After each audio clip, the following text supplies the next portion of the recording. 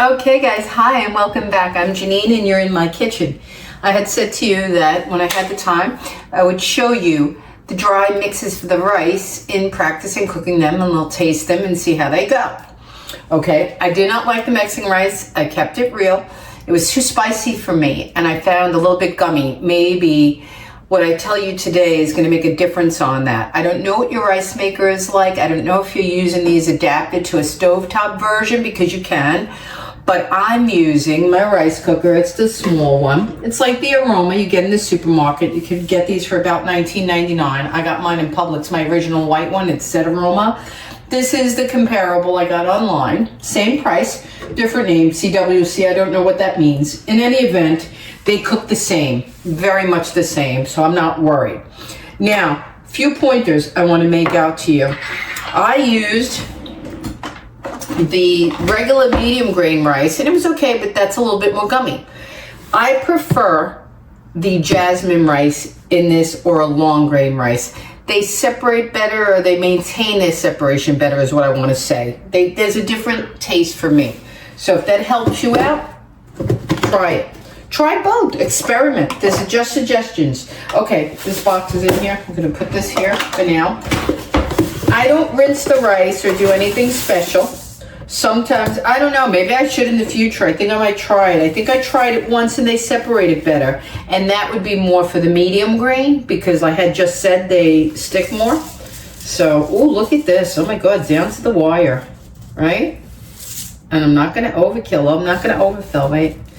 All right, I'll do a little bit more liquid, I think, because it is a little bit, oh my God, could that be more perfect? Look at this, guys. Look at that. Eek. Okay, so that, I have to get more jasmine rice, obviously. Okay, we're gonna, this is already plugged in. It plugs in and already goes on to warm. I didn't wash or rinse. I'm just gonna pour it right on in, okay? Now here's the tip, and I think a mistake I made myself. You know, I tell the truth. If I make an error, I say it. You've seen me do faux pas and floppos on screen, and I keep them there because that's the joy of it. That's the fun. Okay.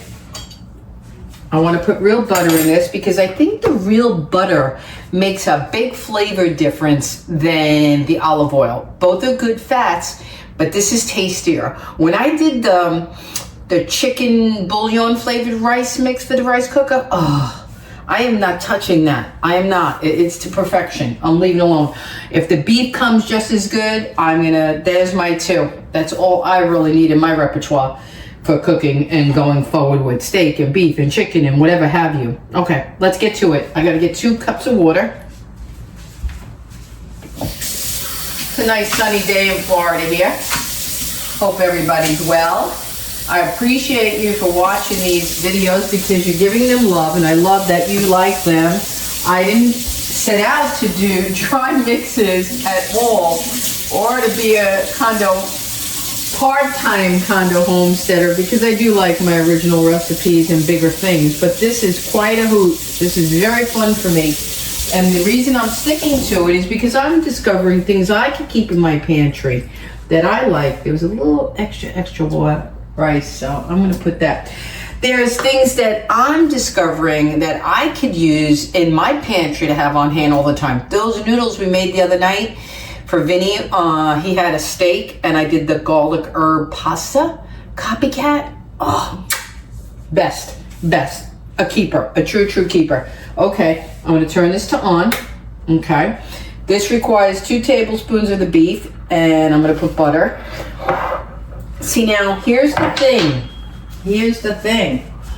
I want to take some of that moisture out. I don't want to turn the mix in there, so to speak. Let me take this out temporarily. Here's what I'm saying. Watch this. Because you got to see it. You can't really tell it. 1,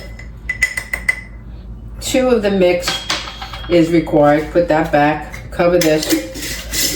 2 tablespoons. Now, I don't want to stir the rice because I don't want it to get gummy, you know? So what I'm going to do is I'm going to borrow some rice from water from there.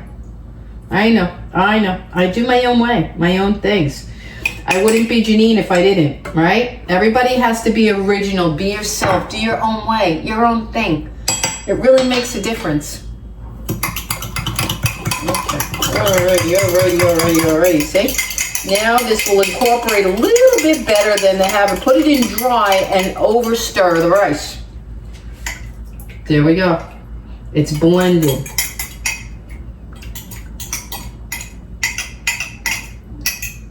I'm gonna go further because I'm extra.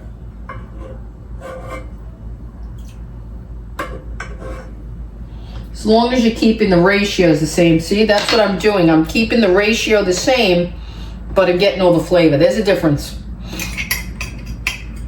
See what I would have missed if I didn't do that? I would have missed all that. Now let's put it back. Now we're complete. Now we got, and the recipe calls for, I think, 2 to 2.5 tablespoons of my dry mix to the rice cooker. I stay conservative at 2 tablespoons because when I did the chicken bouillon flavor, it was perfection. 2 tablespoons is perfect. Now we're gonna do the butter, and then we're gonna put it to cook, and then I'm gonna come back when it's done. You are all gonna see me taste it, and we'll see if we have success. If we don't, I'll tell you straight up, it's not good. We're not doing it. We're not here to lie. I'm not here to, they don't pay me. They don't pay me anything, but they certainly will not watch if I'm full of baloney. And I pride myself on being a real channel and honest with my food. And I'm self-taught, and I'm just playing an experiment game and trying to share it with you. So it is what it is. Put this on. It's on cook. Okay. We'll come back when it's done and taste it. Fingers crossed.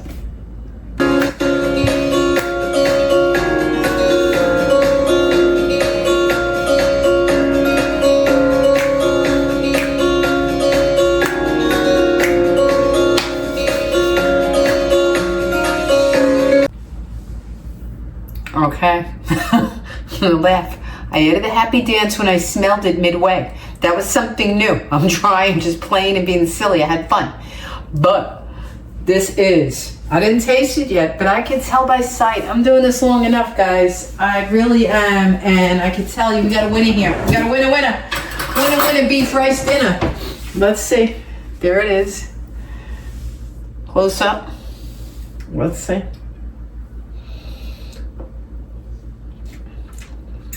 And I can't show you, I could tell you, there's these little crispy bits in the bottom, if you can see that there. In Puerto Rican, my mom used to tell me that's called pegao or pegao. It means stuck. The rice, when it sticks to the bottom, makes like a crispiness, and it's delicious, and it's prized by many people to get that piece and that crispiness. And we got it in this pot. I don't know how or why, but it's delicious. You don't have to eat it if you don't scrape to the bottom. But I'll show you another little piece of it because I toss the rice as I turn it. See the little brown part? That's the pegao on the bottom of the pot. And let me show you what it looks like. I gotta get my thing so you can see all the kernels.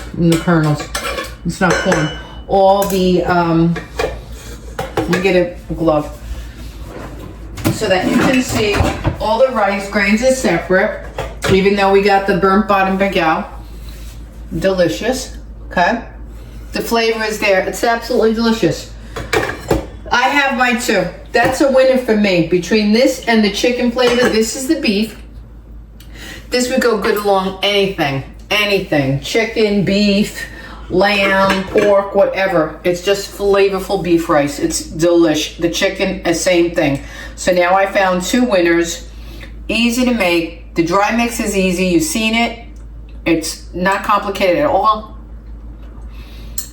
It doesn't have anything crazy ingredients or super expensive. You can keep it in your pantry for months and whip this up whenever you want. You can convert it to your stovetop. If you love to cook rice on the stovetop, many of you do. I don't, but you can convert it. The mix is 2 tablespoons of the flavoring. Cook your rice however you cook it, but it's the 2 tablespoons of the homemade, non-preservative beef flavoring additive that is wonderful. 2 thumbs up. I'll catch you in the next video. Have something wonderful coming. Something I wanted to make homemade that I eat and buy out, and I just adore it, but I just don't like the way they make it with all the additives. See you soon.